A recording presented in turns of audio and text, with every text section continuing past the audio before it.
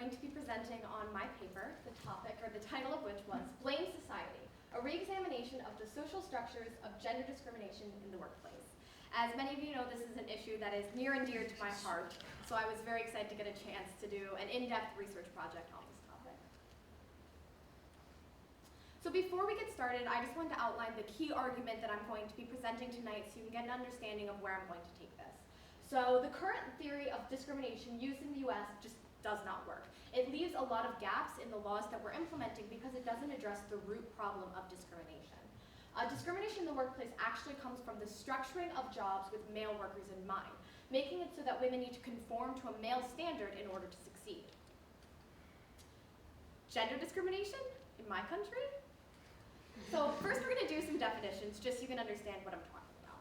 Number one, when I talk about gender in this paper, I'm talking about it on a male-female binary. While I understand that there are other genders and other identifications, I found that those came under the umbrella of LGBTQ discrimination and that legislation, and this is not what's going to be covered in the scope of my presentation. Gender equality and inequality I define as the parity or lack thereof between the genders in opportunity, evaluation, and expectations in the job market. So gender discrimination is the treatment of one gender as inferior to another, resulting in that gender inequality. So brief history for some context of gender discrimination in the United States. So leading up to World War II, many more women were entering colleges from Baldwin and other schools, entering in larger numbers, so that during World War II, when men left to go serve, women were able to take these jobs in all areas in much larger numbers than before the war, especially white middle-class women. After the war ended, many of these women expected that they would fill these jobs, but there was actually a concerted effort by the government and by these companies to push these women out and push them back into homemaking positions so that the returning soldiers could take those jobs and reestablish the gender dynamic of a man working and being the breadwinner and the woman staying at home. In 1963, Betty Friedan published The Feminine Mystique, which is often cited as the catalyst for the second wave feminist movement, that argued that this gender role was not appropriate and wasn't acceptable. So we do see a decrease in this overt discrimination that says women cannot have these roles, but it still has not addressed the root problem even after all these decades. Help. I've been held back by my gender and I can't get out. So culture clash. Part of gender discrimination comes from the fact that certain characteristics are attributed to women as a result of cultural beliefs through two types of discrimination. The first, descriptive stereotyping, is the belief that a group should have certain traits. This in the job market results in women not having access to certain jobs even before they get into the marketplace because they're expected to behave or have certain characteristics. The second type of stereotyping is prescriptive stereotyping, the belief that a group should have certain traits. This results in punishment in the job market when women do or do not behave in certain expected ways. So gender is a social construct. This is something that I've found and I think is pretty well established by scholars. This is some debate, but beliefs about women's characteristics and the idea of gender are established through a societally constructed systems of rewards and punishments. These are encouraged through games and school curricula that encourage women to behave in certain ways, such as empathetic and docile, and men to behave in opposing ways.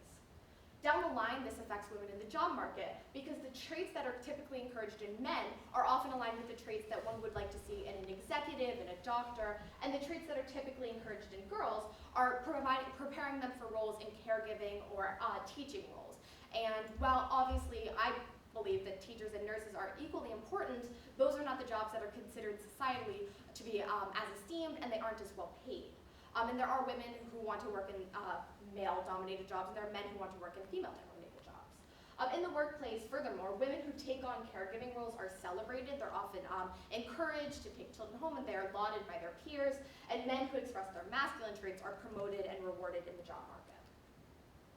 Furthermore, women are often attributed very harmful stereotypes, such as unintelligence, hormonalism, and emotions. This is from the 2008 election in an interview on a Fox News show.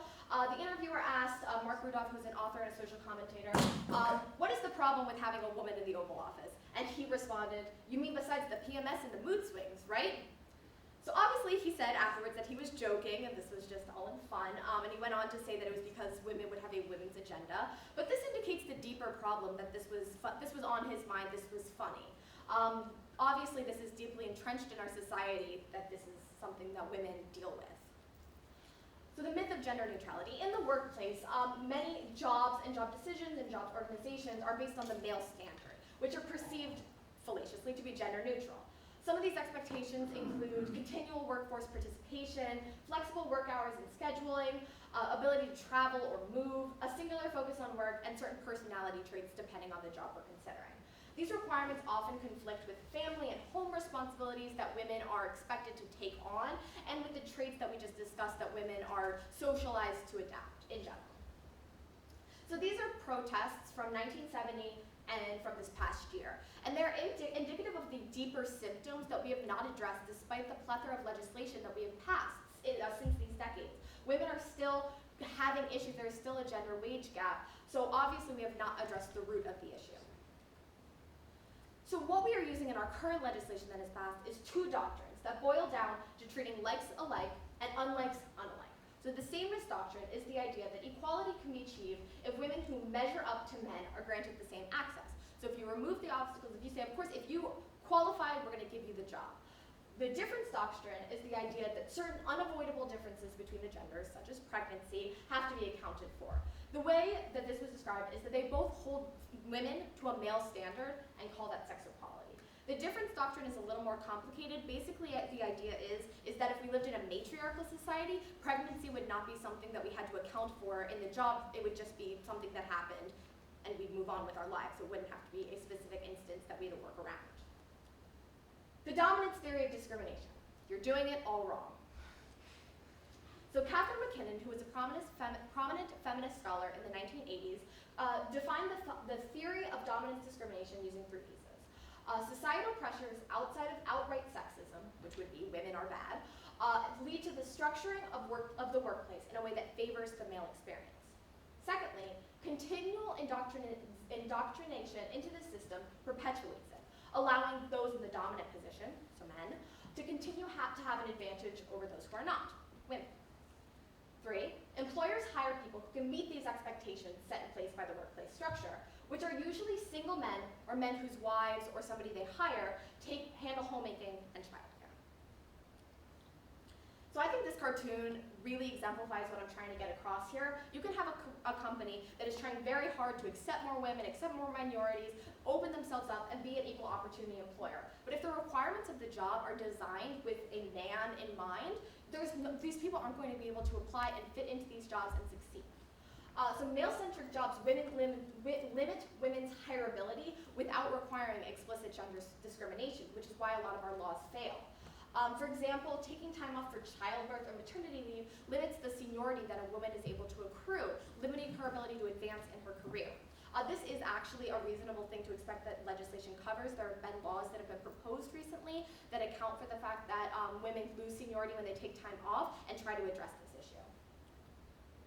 So this is a chart that explains the extreme degree of sex segregation in the workplace. So at the top, these are the number of women participating in female-dominated jobs. At the bottom, it is the number of women participating in male-dominated jobs. You can see in the male-dominated jobs, there are so few women participating in these roles, especially truck drivers, construction laborers, managers is up there, and there's really no women or men participating in female-dominated jobs, such as nurses or middle school teachers. So I'm going to give you 2 facts. There are 23 female CEOs of Fortune 500 companies. There are 21 female senators in our current Congress.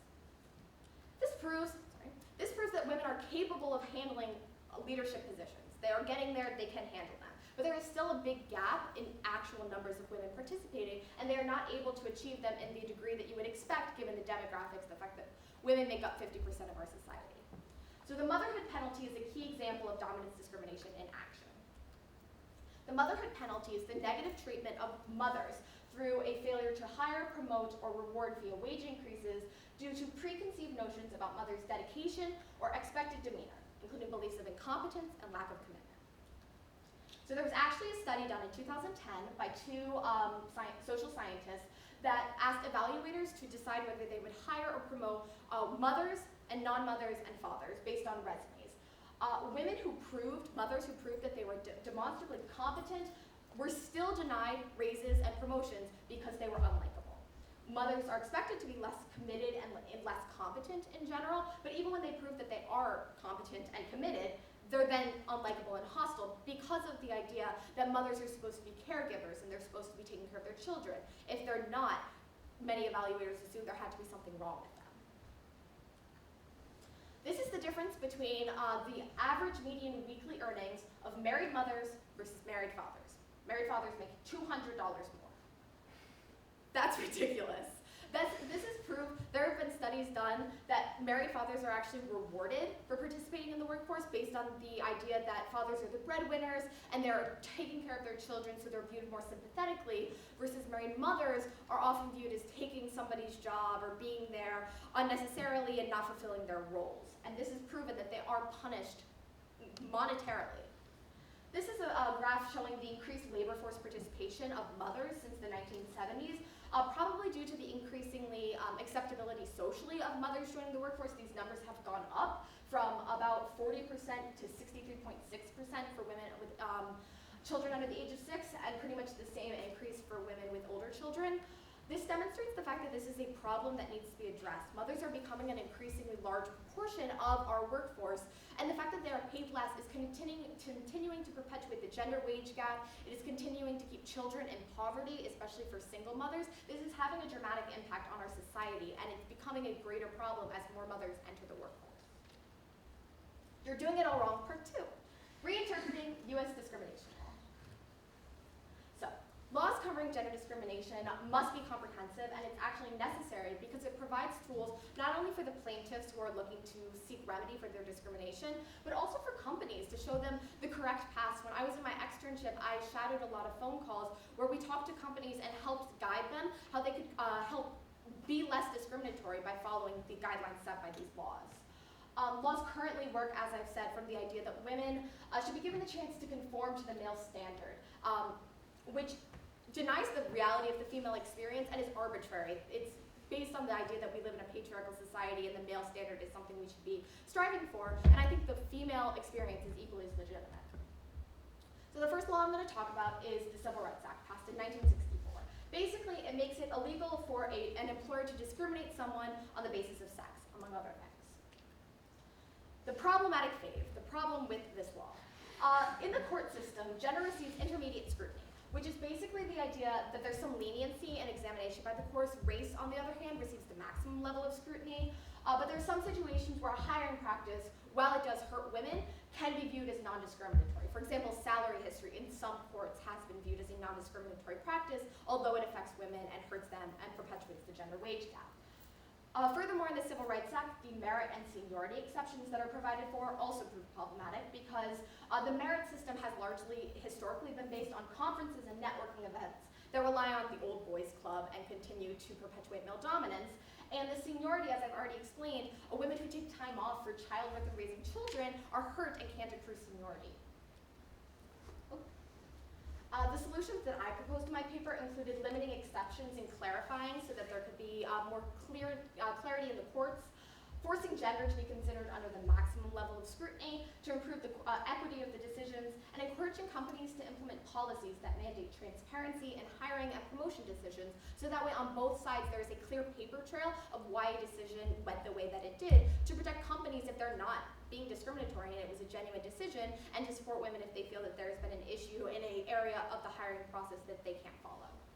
The second law I'm going to talk about is the Equal Pay Act, basically stating that the employer cannot discriminate in pay for women versus men. Again, the use of equal relies on a comparison, requiring women to prove that they measure up to male coworkers, which is difficult and arbitrary. The decrease in the wage gap from 1963 to 2009 was less than 0.5% each year. Less than 0.5%. Obviously, the Equal Pay Act has not done what it wanted to do. This means that we're going to continue working for many more decades to actually see significant decreases.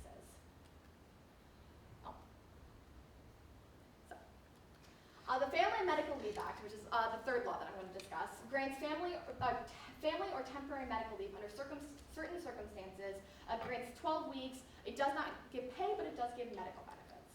The problem with this is definitely a more social factor than a problem with the law. You can see these two graphs. The top one talks about worries that people have when taking leave, which may prevent them from doing so, including a worry that a job might be lost, worry that seniority might be lost, and worries that it hurts job advancement, and it's unpaid leave, so worries that you can't provide for yourself if you're going to take it. This law does hurt predominantly lower income men and women who can't afford to take this time off.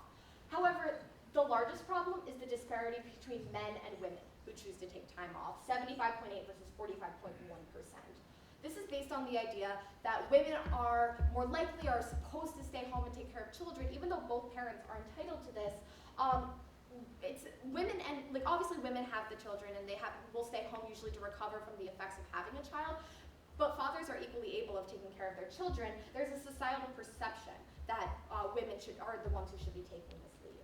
So the solution that I provided for was a specific law regarding paternity leave, which would validate male leave taking and exert as much influence as legislation could. I felt that since the United States was a unique social stratosphere that had different issues, there needed to be a concerted effort to encourage and validate male leave taking. It would encourage, by encouraging both male and female workers to take leave, it would prevent employers from favoring men, but based on the perception that they would not leave once they had a kid and cause the company to lose money.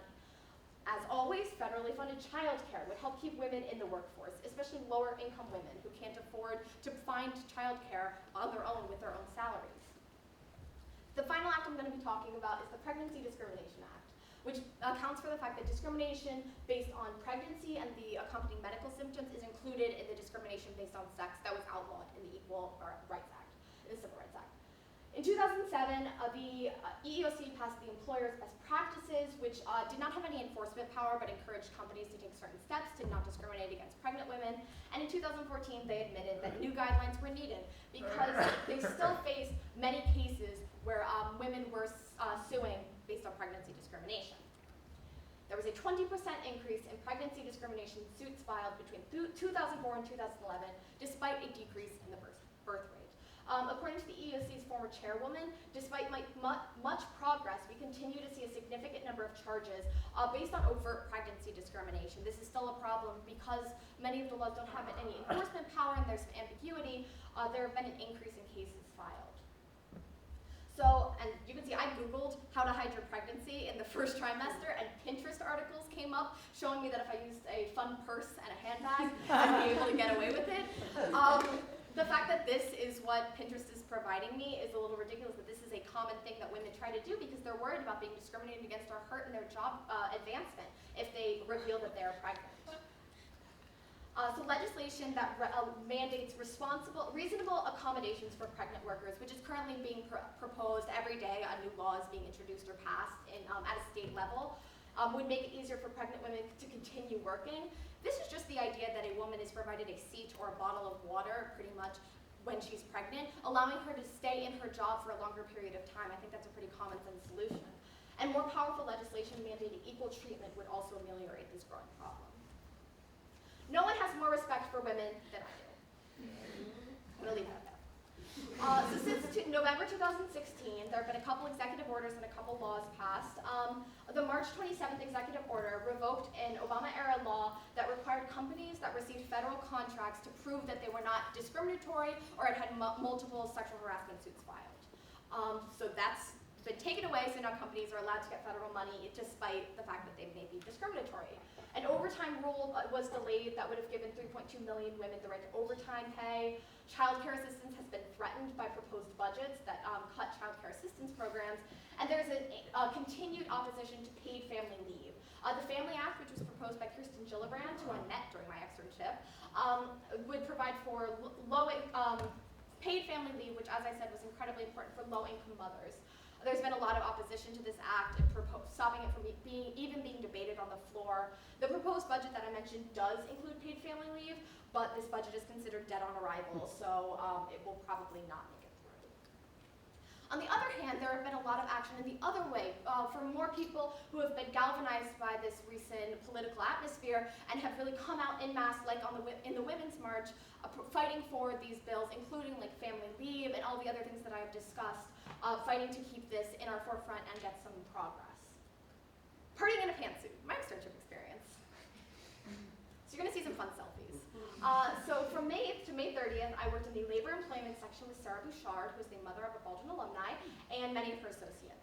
So I worked on time and expense cases, contractor negotiations, pay equity investigations, pregnancy and paid family leave laws and news. So I met with various associates to discuss their jobs.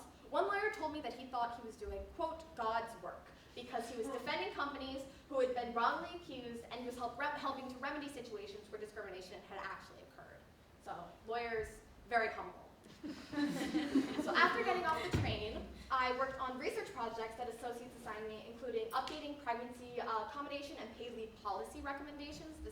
I went through the policies that Morgan Lewis recommended and added updates based on new developments, which was amazing because new things came out every day. I researched and charted New York City, Philadelphia, and other salary history laws, which I'll touch on in a moment, and I summarized time and expense PR. So I met Sandra Nkobia, who is a lawyer and activist from Ghana. She was a supermodel turned lawyer, and she does activism on voter registration and women and children's rights in Ghana. It was amazing because we bonded over similar experiences with being a woman in a male-dominated field. Obviously, I'm at Baldwin, so I haven't experienced that as much, but in my outside adventures. And I really noticed how in Ghana the problem is purely economic because it's a different society. They had a lot more of an economic problem where women just didn't have access to capital. I also sat down with new people and received advice such as, don't rely on an outline in a deposition, and lawyers love giving advice. I read decisions from court cases, including Rizzo v. Uvino, which was a California case deciding that salaried history was allowed to be used in deciding current compensation, despite the fact that it perpetuates gender pay disparity. And I was exposed to federal and state laws that have been introduced, which I'm going to touch on. Oh, no. So the California Fair Pay Act is an example of mandating equal pay for substantially similar work, and more importantly, disqualifying salary history as a factor other than sex. So in discrimination, or in the Equal Pay Act, we're not allowed to discriminate based on the pay based on sex. However, the idea is when you're determining salary history, you're using, obviously, previous salaries. When women enter the workforce, they tend statistically not to negotiate and not to fight for higher salaries as men are wont to do, and they end up being paid less than their male counterparts, like this. At every job you go to, they determine your salary usually as a % increase of your prior salary because that's what the market will handle. So you go like this. And everywhere you go, it just continues. So you're basically you continue the gender disparity and the gender wage gap from the beginning. This law basically wants to stop that so that companies can ask what your expectations are and allow for more negotiation. There are federal laws, the Paycheck Fairness Act and the Pay Equity Act is a federal law based on the same thing. The Paycheck Fairness Act was introduced in 1997 and has been introduced every year since and has never made it past vote. The Paid Family Leave Act would mandate 6 weeks of paid leave for any worker, which covers a lot of different, not just a newborn child, but children of all ages, other family members. And the Pregnant Workers Fairness Act is a federal level law that mandates reasonable accommodation for pregnant workers. So fun story. So I learned about the Paycheck Fairness Act during my externship period, and I was upset because I didn't understand why Paul Ryan and the Republican leadership were opposed to this law. So I researched it, and all I could find was an increased risk of litigation, which I personally didn't feel was a strong enough opposition. So I emailed Paul Ryan, and I said, Paul, I don't understand your opposition to this law. Could you explain it to me? However, Paul Ryan's website has certain topics that you have to indicate that why you are emailing him, and it didn't have one on pay equity and gender discrimination. So I picked one that I thought he wasn't getting a lot of emails on, education. And I received this response, which was, thank you for contacting me with your concerns for the future of education in America. I'm calling Paul Ryan out in this presentation. I emailed back, and I said, hi, my email was not about education. I was simply trying to work within your ridiculous contact system on your website. My email was about the Paycheck Fairness Act because you oppose it for inscrutable reasons. This is the reason democracy is failing. Our government isn't accountable. Why are you hiding? You can't respond to the Paul Ryan email service. It gives you this, your email was sent to a send-only server, so I have not made it to Paul Ryan and found an answer to my question. If anybody has Paul Ryan's phone number, I'd love to call him, Julia. So this was my experience. I learned that government is difficult to keep track of, and it's really hard to keep track of what's happening. I learned a lot about new laws that I haven't learned even about in my externship period, just because I was spending 6 hours a day reading the New York Times, reading the Wall Street Journal. think it's frankly ridiculous that an average citizen has no way of keeping track of what's happening day by day in our government until it becomes newsworthy, until it blows up and every news service is covering it. So this was something that I am really looking into my future, thinking about trying to address. So thank you to everybody. Thank you to the audience for sitting through my presentation and the presentation of the other two scholars. Does anybody have any questions? Actually, I have a comment and a question. The first thing is that the quality of life and the life expectancy of Scandinavian countries is pretty high. There they have very friendly family rights and women's rights, up to a point where many of the boards of these companies, which are located in Scandinavia, require a certain percentage of the board to be filled by women. Now, I think our country should not assume that we have a monopoly on wisdom. Therefore, we are wise to learn about what are the things that are working from those countries which can be incorporated here. So now the question is, you had a very nice slide where you indicated what are some of the concerns women have when they get pregnant. So perhaps if you become a lawyer in the future, you should start thinking about a women's employment bill of rights, which these companies have to sign on to, which is made public to everyone, saying we will not do these things, and see how many companies sign up to do that. Yeah. And the last point is that if you cannot reach Paul Ryan, I'm sure you can reach Toomey, Senator Toomey. The people in the audience, so people know I have an issue with Pat Toomey as well. I have tried to reach Pat Toomey also. Did you have a question? Yes. Did you notice the gender disparity, the discrimination more in certain industries versus others? Yeah, there definitely was, especially, as I said, in male-dominated industries. I looked at some case studies that were talking about in manual labor and in truck driving and in stuff like that. That is incredibly a gender disparity in construction, but also in jobs like medicine and STEM, as Annika talked about, there is a different type of gender disparity, and that's one of the issues, is that there are different issues facing women depending on what type of field they're trying to get into. So is there less disparity among industries that hire more like college-educated folks versus an industry where you may not need those kind of skills? Not really. I mean, there was recently a case filed against a law firm that I learned about while I was on my externship, and one of the two female partners was suing on the idea that she was paid significantly less than her male co-workers and other partners, despite the fact that she was performing better. Coincidentally, this was a law firm that was defending another law firm that was being sued for sex discrimination. But that's obviously college-educated, highly educated, and they still see problems. Mom? So you were externing at Morgan Lewis, which I think is interesting to know that Morgan Lewis is head by a woman. Jamie McKeon. Jamie McKeon, who is a former Baldwin mom.